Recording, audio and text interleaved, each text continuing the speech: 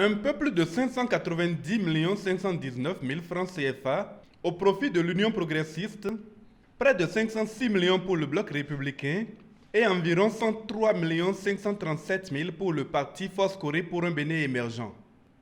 Ce sont les 4/5 du montant de 1,5 milliard débloqués pour le compte du second semestre 2020 en application de la loi sur le financement public des partis politiques que la Sénat vient ainsi de répartir.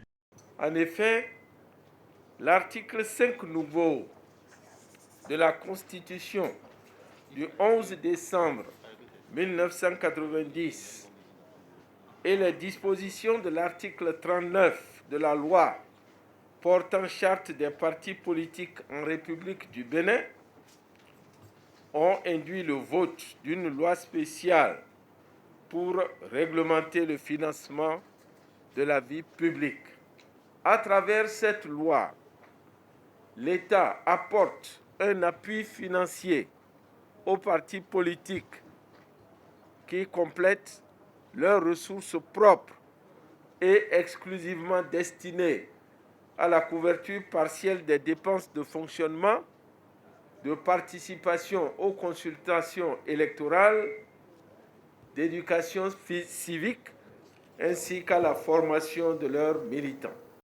Un financement public attribué sur la base de critères très précis et dont la gestion est soumise à des règles d'orthodoxie financière strictes. La loi sur le financement public dispose aussi que la Sénat répartit le montant public alloué aux partis politiques concernés en fonction du nombre de leurs députés et de leurs élus communaux, à raison de 60% au prorata des élus communaux et 40% au prorata des députés.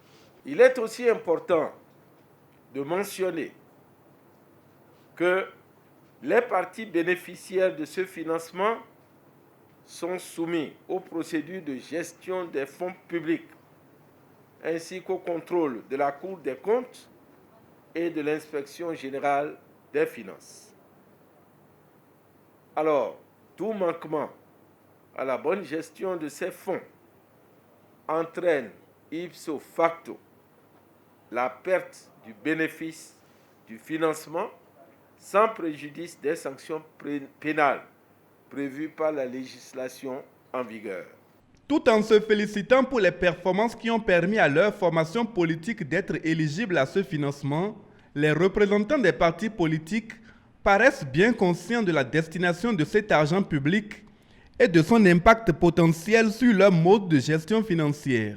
Et je pense que donc c'est la reconnaissance de cette intelligence, de ce travail bien fait qu'a reconnu l'État béninois à travers donc cette remise de chèques par l'intermédiaire donc de la Sénat.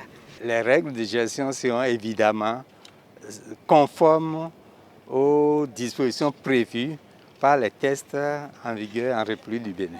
Tout se fera selon l'orthodoxie financière. Ce que nous avons reçu, c'est pour permettre la formation de nos militants, la restructuration du parti et aussi comment préparer les élections qui s'annoncent. C'est le fruit de la réforme du système partisan et de la loi portant le financement des partis politiques qui est mise en application là. Notre satisfaction est totale parce que de mémoire de politiciens, on n'a jamais eu un financement des partis politiques. Ce montant va servir naturellement au fonctionnement du parti bloc républicain. Les ressources mises à la disposition des formations politiques n'ont donc pas vocation à atterrir dans les poches ni des dirigeants ni des militants. Et il revient aux autres partis de réaliser de meilleures performances lors des élections futures s'ils veulent aussi prétendre à ce type de financement.